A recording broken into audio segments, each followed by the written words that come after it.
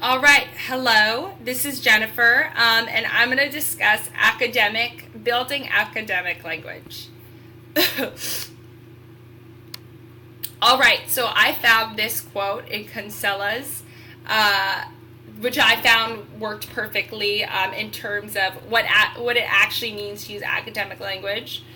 She says here, academic functions refer to ways in which we use language to accomplish various communicative goals, ranging from asking for clarification to phrasing to expressing an opinion. So I really like this quote because I didn't exactly know why we use this academic language and if it was just only used to say academic words. But in this quote, I realized, okay, you can use it for a variety of different things, not just conversing about a particular subject. Now, the EdTPA, they talk about academic language over here. They define it as an oral and written language used for academic purposes. Academic language is the language of the discipline used to engage students in learning and includes the means by which students develop and express content understanding. So it's basically in our lesson, how do we use the academic language to help students understand the lesson more and converse with one another, which ties into the other definition because it kind of gives us an idea of how they would use that academic language. Then it says conversation builds academic language.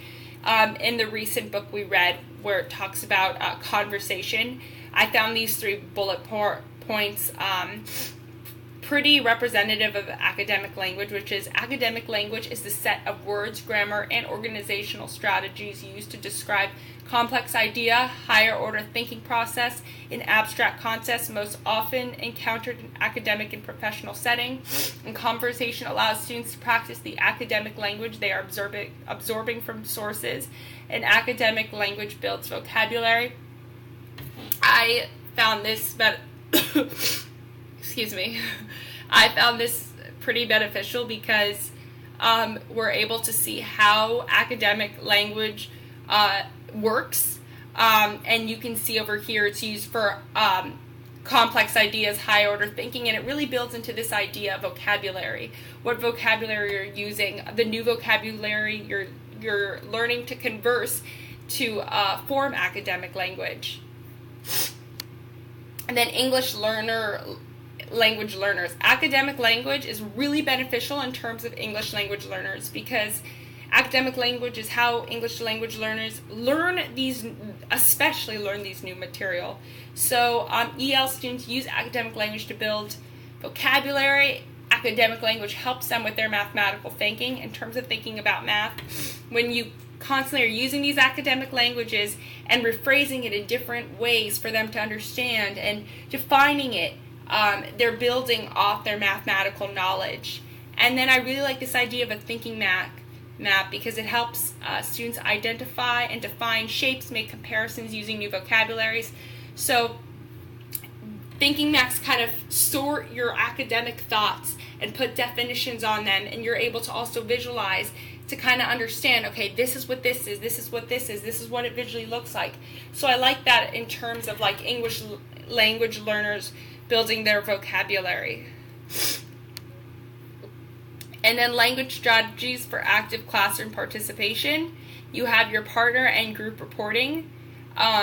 We had a different approach. I picked these because I feel like these I notice the most in a math classroom.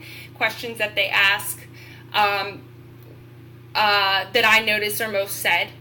So in partner and group reporting, we had a different approach in terms of problem. Like, we had this approach. Well, I had this approach. So their approaches were different, but both approaches could work. And then individual reporting, he shared with me and pointed out to me that that's very common. Like, oh, he pointed out to me my where I went wrong in solving this problem. And then offering a suggestion. That's a great role for the teacher. What if we did this? What would happen, to this value? I'm affirming, like, oh, I see what you mean. I hear that constantly in the math classroom. And then paraphrasing. So what you're saying that when students are trying to explain what they understand and what they don't. Sometimes paraphrasing helps students understand and learn. And then comic academic language verbs is analyze, evaluate, interpret, explain, summarize, illustrate, compare, contrast, critique, describe, and define. I like that list because it really helps in my lesson plans. And then lastly, in my lesson plan, the 3 I used was students will be able to explain what strategy they use to solve a percentage problem. So I used explain. Students will be able to compare the % decrease of Snapchat to the % increase of Instagram over a period of time. I use compare. They're comparing both Instagram users and Snapchat users, which gives them the ability to explain why one increase differentiates from another. And students will be able to describe how the % increase of Instagram story users affected the % change of Snapchat users. They're able to describe to the person exactly how they were able to do what they did. So that is the building academic language.